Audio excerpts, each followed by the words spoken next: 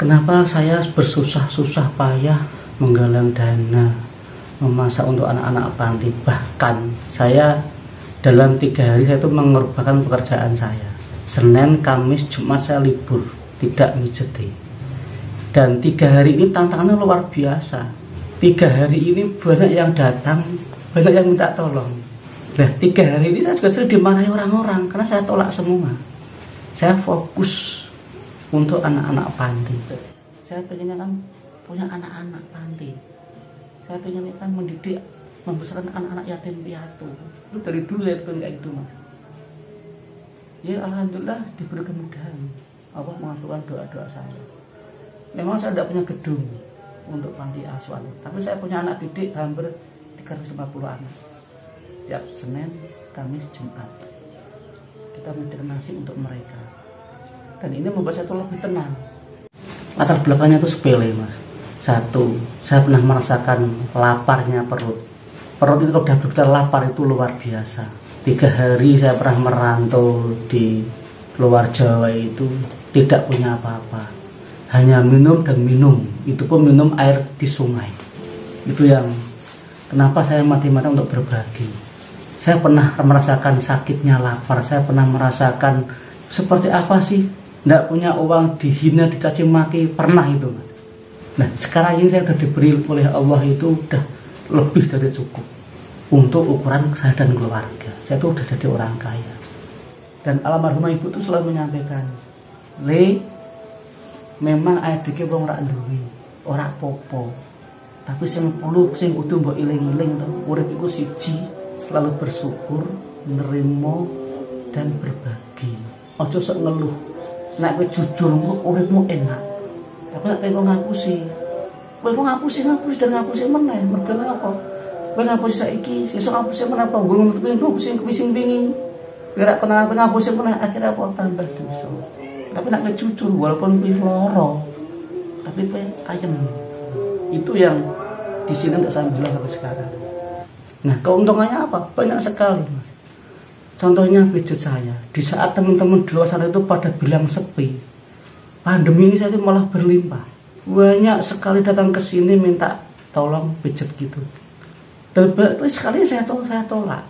Saya dulu kan spesialis penyakit dalam, asma, stroke, paru, jantung itu banyak yang ke sini. Pandemi ini saya tolak karena apa? Saya juga takut kalau ada corona juga. Saya diberi kemudahan dalam segala hal. Anak-anak saya juga sehat semua. Kami sehat semua. Kami bisa melampaui semua ini. Walaupun dulu rasanya sana itu pandemi itu luar biasa. Buat NPJP pandemi ini justru malah berlimpah. Karena apa? Banyak orang yang gabung di NPJP ini untuk berbagi. Yang tadinya hanya beberapa panti sekarang jadi 13-14 panti. 3 hari ini saya memang totalitas untuk sosial. Kalau dihitung materi, loh apa orang rugi Pak? Kan enak mencetik oleh duit. Saya bilang enggak. Jodoh, hidup, rizki, mati itu datang yang Maha Kuasa. Yakin saja. Itu yang saya hadapi selama ini hampir 5 tahun jalan. Saya selalu berdoa, ya Allah semoga seumur hidup saya nanti itu tidak berhenti untuk NPJP ini. Karena apa? Sedih, Mas, kalau belum itu sedih. Mereka tuh udah lengganan. Belum di KB udah pada datang, Pak ngambil nasi. Di saat datang itu ngambil nasi di sini itu senangnya luar biasa. Tidak dengan uang tidak. Rasanya itu apa ya? Ibaratnya kita jalan di tengah panas, kehausan, minum air es seger gitu. Nikmatnya luar biasa.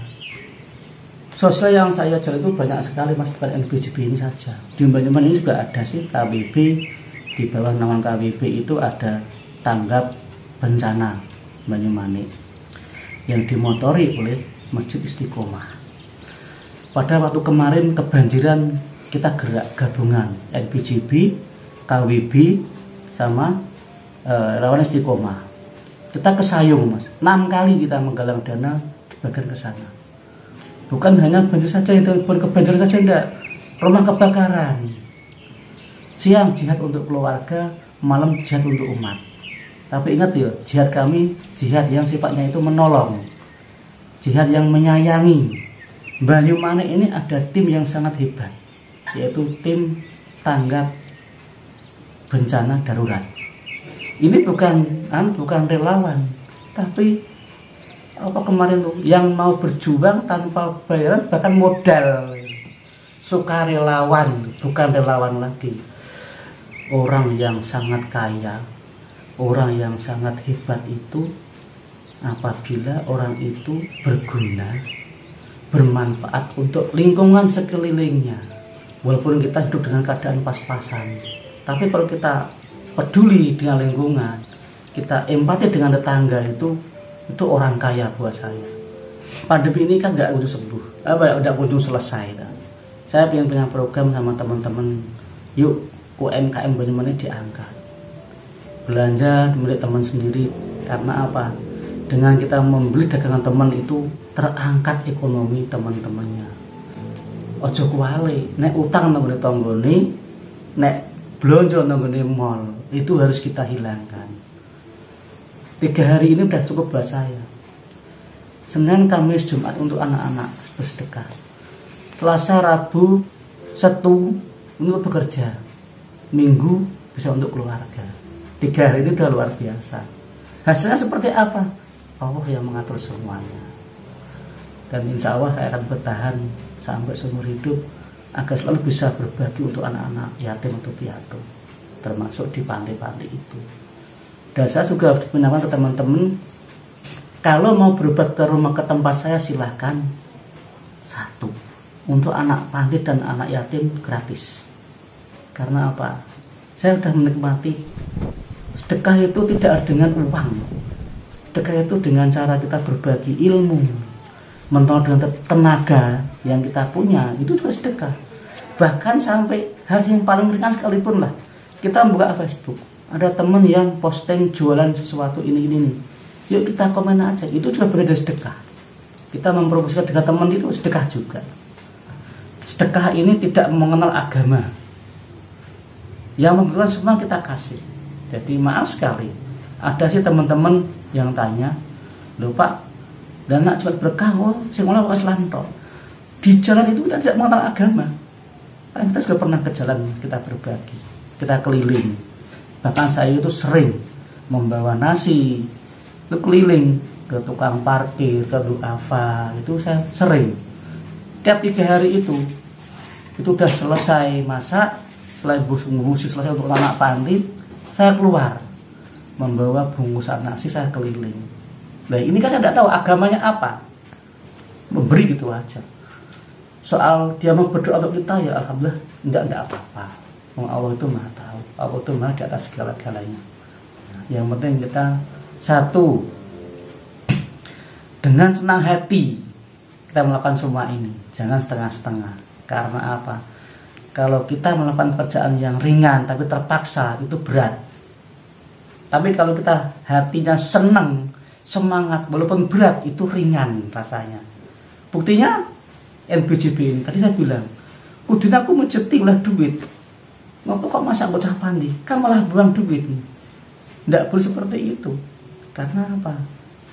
Kita udah niat bismillah, 3 hari ini, Senin, Kamis, Jumat kita berbagi. Yang lainnya baru jihad untuk keluarga.